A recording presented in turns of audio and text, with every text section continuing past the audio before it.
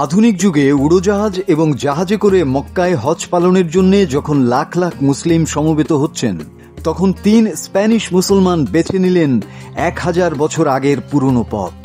হজের উদ্দেশ্যে তারা ঘোড়ায় চড়ে আন্দালুসিয়া থেকে 6500 কিলোমিটার পথ পাড়ি দিয়ে মক্কায় পৌঁছেছেন।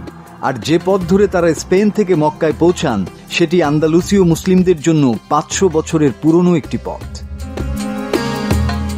মক্কায় পৌঁছানো আন্দালুসীয় দলটিতে আছেন আব্দেল কাদির হারকাসি আইদি, তারেক রদ্রিগেজ এবং আবদাল্লাহ রাফায়েল হের্নান্দেজ মাঞ্চা।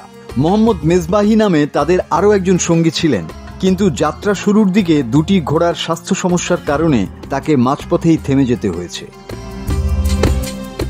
স্পেনের আল মুনাস্তার লা রিয়াল নামক একটি পুরনো মসজিদ থেকে দীর্ঘ এই যাত্রাটি শুরু হয়েছিল 2024 সালের অক্টোবরে।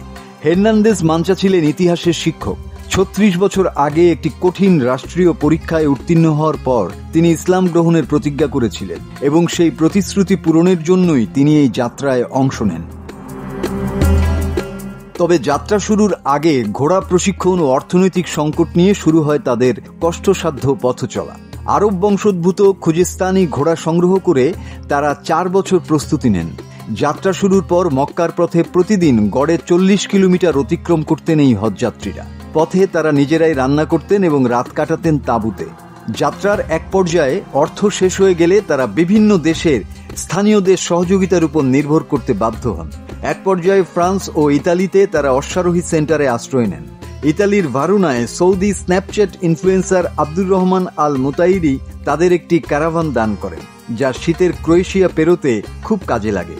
যাত্রায় তাদের রসদ রাখার জন্য একটি সহায়তাকারী গাড়িও ছিল। এরপর তুরস্ক, সিরিয়া, দামেস্ক, জেরুজালেম, জর্দান পার হয়ে সৌদি আরবে প্রবেশ করেন তারা। সৌদিতে প্রবেশের ক্ষেত্রে প্রশাসনিক জটিলতা ছিল। তাদের ঘোড়াগুলো রিয়াদে রেখে মদিনায় যেতে বলা হয়। সৌদি কর্তৃপক্ষ অবশ্য তাদের ফ্লাইট ও বিলাসবহুল আতিথেয়তা প্রদান করে। পরে তারা মদিনা এবং সর্বশেষ মক্কায় গিয়ে পৌঁছান।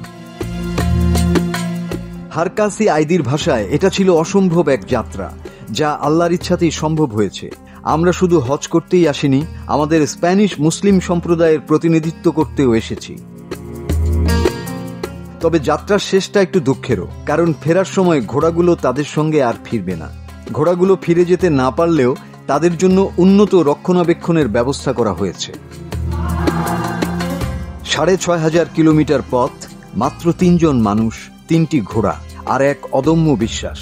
এটি শুধু একটি যাত্রা নয়, এটি ইতিহাসের পুনর্জাগরণ। মাসুদ হাসান, বাংলা টিভি।